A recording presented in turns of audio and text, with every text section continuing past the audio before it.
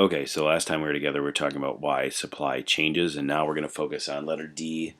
What the terminology that they use is market equilibrium price. Now, market is just a fancy word for like the business, what is being sold, what is being bought, what is being produced. Equilibrium meaning there's like a balance point, and then price, obviously, you know what it is. Here's the full definition: the price at which consumers are willing to pay and producers are willing to supply. So again, it's like a mutual almost agreement.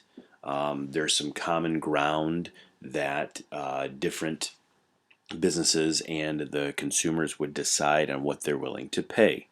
Again, if it's too expensive, the consumers will not buy. If it's too cheap, the producers will not produce it. So there has to be some type of mutual agreement there. It's not that they sit down, but how do manufacturers and businesses know that people are willing to pay this? Well, they see the stuff going off the shelves, they see the money that they're making. How do they know that some people don't really like products? Well, then they realize after a year or so that this product isn't very good, so they pull it off the shelf. And one of the things that this kind of happens, if you guys have ever seen the TV show Shark Tank, the TV show Shark Tank kind of figures out what it costs to produce this and what you're going to sell it for, and how much money you're going to make from this. This all deals with the market equilibrium price. And so it does deal with supply, it does deal with demand. And so one of the things we're going to do is we're going to create another chart, or another graph, I guess, and I'm going to show that to you in just a second, how these two would work themselves out. So what you're going to have is we're going to create a demand schedule and a supply schedule like we've kind of done beforehand, with the idea of McDonald's and Coke. It seems to be an easy example. I will give you some more ideas of kind of how things fluctuate and shift. But again, the reason why I like to use Coke is because it's $1. And McDonald's has seemed to be the only place that does a 32-ounce Coke for $1. Wendy's doesn't do it. Burger King doesn't do it. Taco Bell doesn't sell Coke, which is just the most stupid thing I've ever heard of. But most of these other places do not sell products for $1. So here we go. I'm going to shift off of this, and I'm going to go to this chart here, and kind of showing you what we're doing here. Okay, so first of all, let's talk about these schedules. So notice on this side, this is your supply that we've created. 50 cents. At 50 cents, 1,000 were supplied. 75 cents, 2,000. This is very similar to the chart that you guys did yesterday. $1, 3,000, $1.25, 4,000. And then you also have $1.50, 5,000, $1.75, 6,000, and $1, $2, 7,000. So this is your supply side. So let's get this graphed here. So at 1,000 we said 50 cents. Okay, and then you'll see the number kind of show up. And then we said at this one 75 cents. At this one we said $1. And then at this price at 4,000, we said they supplied 4,000 cups. At 5,000, or at $1.50 rather, they created 6,000 cups, 5,000 cups, and at this point in time, you have 6,000. Let's go $1.75, and then you also have at this one you have $2. Okay, and so notice how this chart goes. Basically starts low and goes high because this is the manufacturer side of things. And so that would basically be how this would look. Now let's go to the demand side of things. I put this in a different color so you can kind of see what's going to happen. Now if you're thinking ahead and you are intelligent, which, well, most of you are, of course you are, so intelligent, so smart. Let's go to the demand side of things. So if you notice here, at $2, only 1,000 people in the county wanted to demand this. And so therefore we get our point that is created. If you notice, that point is right here. So now you go to $1.75. How many people wanted it? Say it with me. 2,000. And so this graph is happening here. You guys can kind of see what's going to take place. At 3,000, at $1.50, only 3,000 people wanted it. At 4,000, I keep messing that up, I apologize. At $1.25, 4,000 people wanted it. When it dips down to $1, 5,000 people wanted it. Let's say it goes all the way down to, and let's back up here. You guys can kind of see what's happening.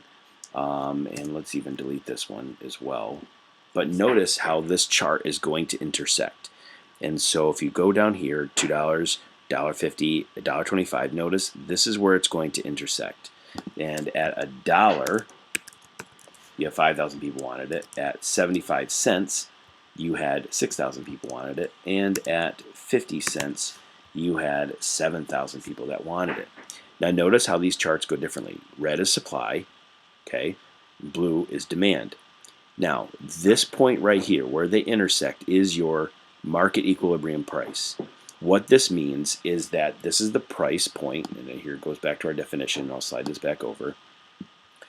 The price at which consumers are willing to pay and producers are willing to supply.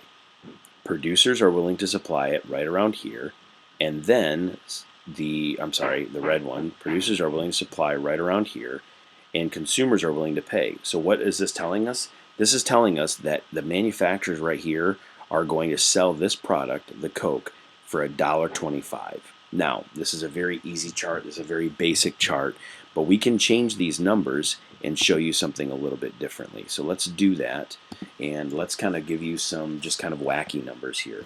Okay, so let's go see what happens when we do this. And so all of a sudden, whoops, that one's going to be off the chart. So let's do something a little bit different here. And let's say $1.50, $1.53, and then let's go down here to $1.41, and then let's go $1.22, and then let's go down to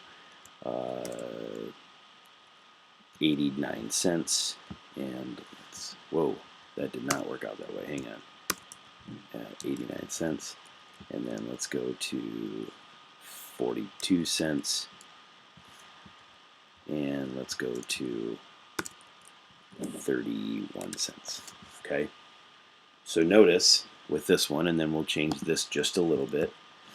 Let's go right around here. Let's go $1.11.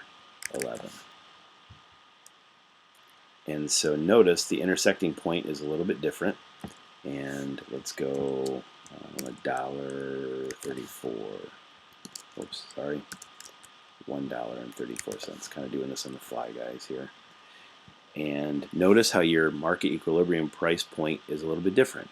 Be somewhere maybe like $1.17 or something like that. Obviously, we could change this if we needed to. But what you're seeing is this, is that depending on these prices, how this thing can shift, everything can shift very dramatically just depending on what the manufacturers decide that they're going to decide to charge people. And so sometimes if they charge people too much, people will not take the product, or people will not want to buy the product. If they don't charge people enough, then what's going to happen? They're going to end up losing money. These things don't have to be perfect. It doesn't have to be 25 cents every time. That's why I've kind of shifted this. But we can shift this dramatically if we move this price point up from $1.22 to, let's say, $1.67. And notice how that price point kind of shifts a little bit more, even to $1.25. So this is kind of what a market equilibrium price is. Again, hopefully you guys understand this is the price at which consumers are willing to pay and producers are willing to supply. Depending on if we ever are able to get together, which I really hope we are, you guys will have to repeat this type of chart. But more than anything, you need to know the terms, and why this is somewhat important is that this helps us determine the prices of things. And as I said before, you could do this with pop, you could do this with a pair of jeans, you could do this with hats, you could do this with cars, you could do this even with houses. Every place decides the price by which they're going to put their products out there for. If it's too expensive, the consumers will not buy. If it's too cheap, the producers will not produce. As always, if you have any questions, please let me know, and hopefully you guys understand this. If not, like I said, please contact me in any way, shape, or form.